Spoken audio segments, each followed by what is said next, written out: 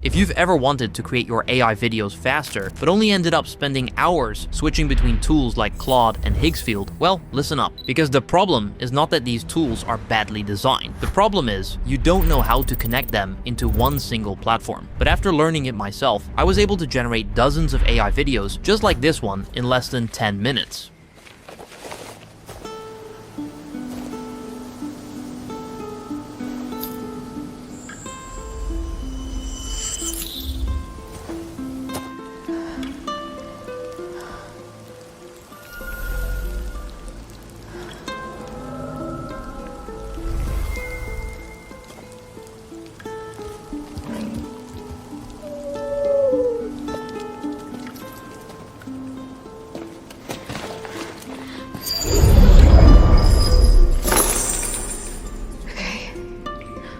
What is this place? Why me? So in this video, I'll show you exactly how I did it using the Higgsfield MCP and how it's actually better than their new supercomputer. Now before I can show you how powerful this actually is, we first have to connect it to Claude. And we do that through an MCP. Now, I'm not going to over-explain what that is and how it works because I want to get into the practical steps, but basically, you can think about it like a cable that connects your AI to one specific platform, and that's going to be Higgsfield for us. The setup itself is really simple, but to make sure you don't get stuck in the technical aspects, I made this document. It has all the steps you need to connect the Higgsfield MCP to your Claude, plus all the other tricks and prompts I'm going to show you later in the video. And by the way, you can get this completely for free using the link in the description. So the first step is to copy this MCP URL, then go to Claude, and when you open the settings, you'll see a section called Connectors. Click on it, and on the right side, press Add. Choose Add Custom Connector, name it Higgsfield, and paste the URL. Then click on Add, and once you've done that, it's time to use Higgsfield directly from Claude, which is going to save you hours of useless switching between tools. The first use case I'm going to show you will fix one of the most annoying problems you currently deal with. Because if you've ever used any image or video generator before, you know it's limited to one generation at a time. You can't simply use one big prompt like this. Generate one image with an astronaut in space, then generate a different one with a whale, and then create a video with a hyper-realistic bird. But this new Claude setup fixes all that, and you don't even need to write the image or video generation prompts yourself, because you simply tell Claude what you want in plain English. So, if you haven't done it already, head over to Claude and open a new chat. And to show you how it works, I'm going to give it this prompt, where I ask it to generate 3 different images in one go. So let's press enter, and as you can see, it came back with another question. This time, it wants us to give it the exact AI model to use, the aspect ratio, and the resolution. And because GPT Image 2 is one of the best models, I'm going with that. For the rest of the settings, I'm choosing 16:9 for the aspect ratio and 4K for the resolution. So now let's give this to Claude. And as you can see, because I chose GPT Image 2, I have one more setting to choose from, just like we had inside Higgsfield. And this one is the quality mode, so of course, I'm going with high. And after it confirms the generations I want, it goes ahead and creates highly detailed prompts for the images that I asked for. Then, once that's done, it connects to Higgsfield using the MCP and generates them. So let's wait a few moments until it makes them. So as you can see, it gave us back exactly what we asked for: the astronaut, the whale, and the bird. Now, besides getting all 3 of these generations from one single prompt, what's actually really impressive is the quality of the images. And that's not only because we use GPT Image 2 as the image model, but because Claude took our ideas and turned them into highly detailed prompts before actually using them inside Higgsfield. Now, you could have done a similar thing using the Higgsfield supercomputer, but there's a really big downside with it. You see, the supercomputer doesn't have a separate amount of tokens it can use. Instead, it takes from the Higgsfield credits that you bought to create images and videos.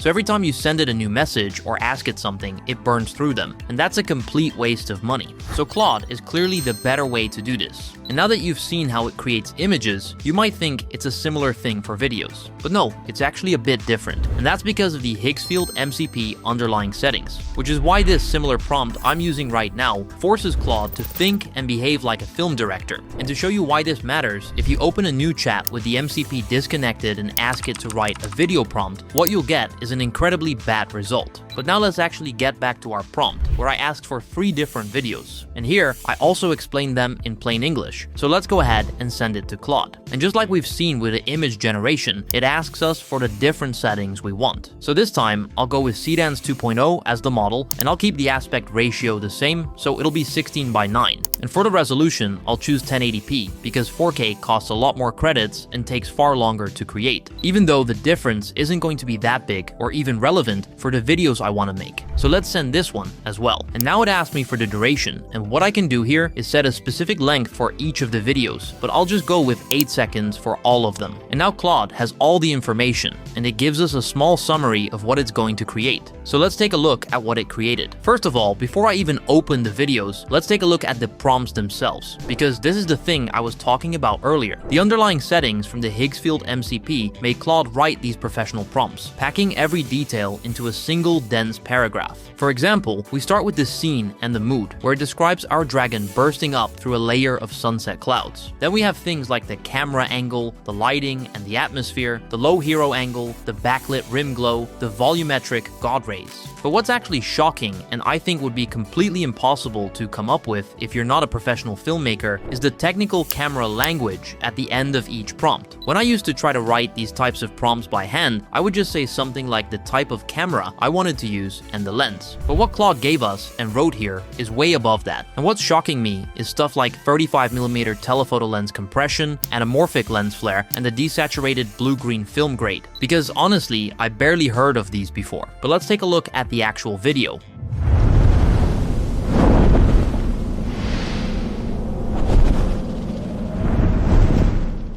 The entire scene feels extremely cinematic, and the way the dragon moves his wings is extremely smooth. But what I think makes this feel so realistic is the moment where he goes through the clouds and you can actually see particles of the clouds moving. I honestly have nothing bad to say about this one. I'm quite impressed. So let's take a look at the second video it made.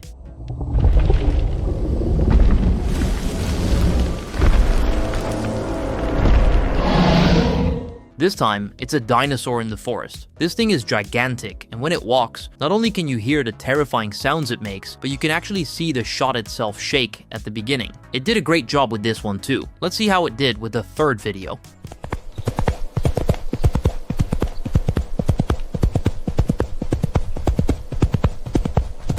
Well, here, I feel like something is off. I'd say it's a small disconnect between the sound and the visuals, because you can hear the steps 1 or 2 seconds before the cheetah runs. But I think the bigger problem is the actual shot design, because it looks like it's running on a treadmill instead of a real sprint. So I'm not gonna leave it like that. But does this mean I should regenerate the whole prompt with all 3 videos? Well, no, of course not. I'll simply tell Claude which video needs regenerating and what's wrong with it. And as always, I'm gonna do it with normal words, so I don't have to worry about writing or editing the video prompt myself. So I'm going to use this and press enter. And after a few moments, it remade the prompt and the video as well. So let's take a look at the final result.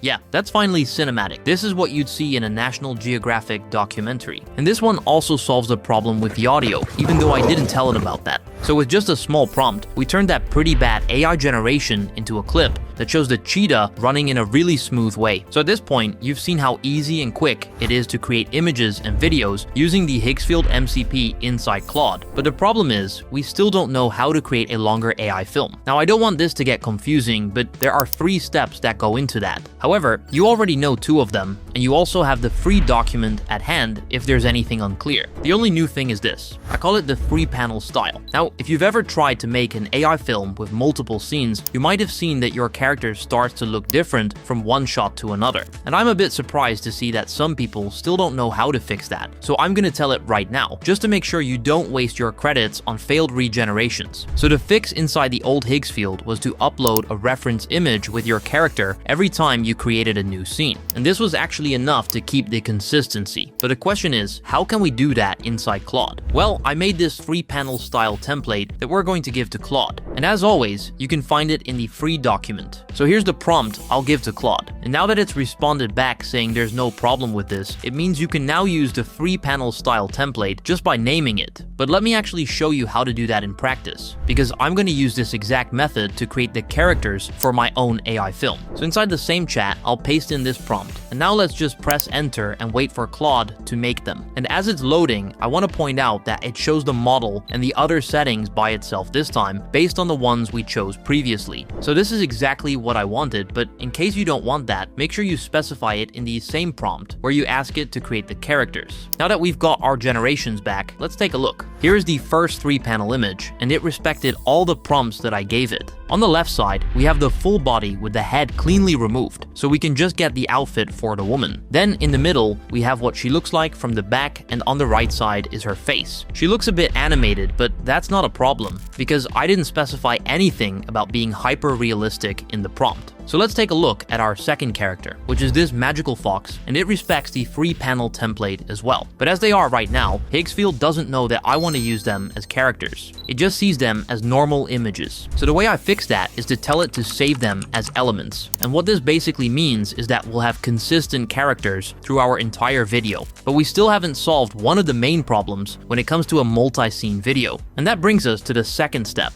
the one that uses the methods that we've learned already. Now in the past, you've made multiple AI videos by creating the prompts inside Claude and generating the visuals inside Higgsfield, right? But the problem with that was you wasted a lot of time switching between the tools. And from my experience, a big chunk of that was creating the actual story. Because if you don't get this right on the first try, not only do you waste hours, but you also waste tons of credits. So let me show you how I do it inside this new Claude setup. The first thing I do is tell it who my characters are, and then simply tell it to give me some story ideas. So I'll paste this prompt and wait for its response. As you can see, I now have 4 different options, so let's choose the first one and see what it says. I really like that. The idea of the story is intriguing and mysterious, so I'll leave it just like that. However, if you don't like it, you can simply send it one more message and tell it exactly what you want to change. Now before I go ahead, it warns me that this story is going to use 2 different locations. And just like with the characters, if we don't generate a reference image, they won't stay consistent.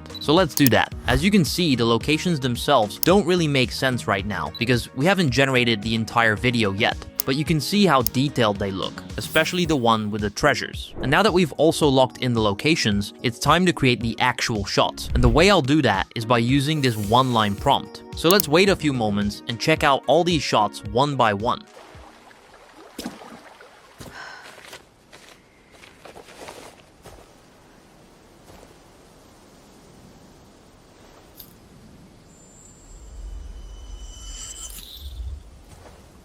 I must say, it did a really good job with the multiple shots, because they add suspense and they keep you watching since you don't really know what's going to happen next, which is honestly something AI was lacking up until now. The visual quality is great too. Now let's take a look at the second scene.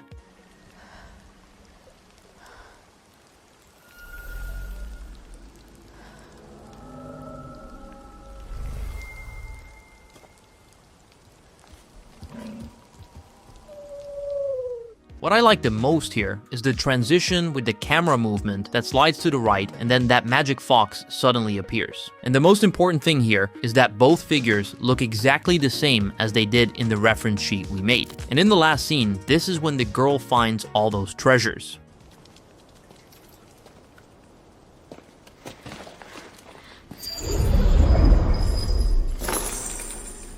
Okay. What is this place? Why me?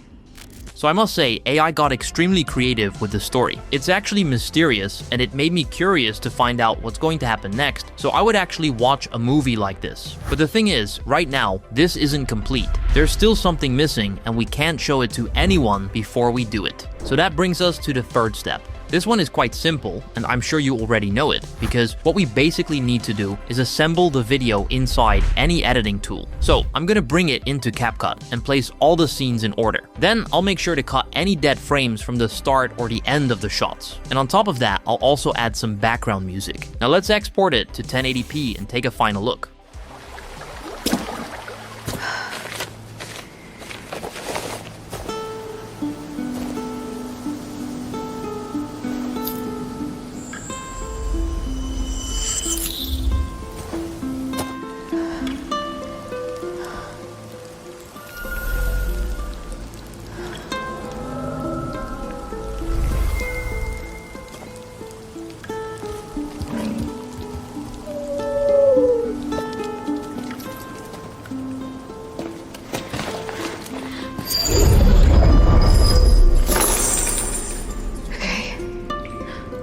What is this place?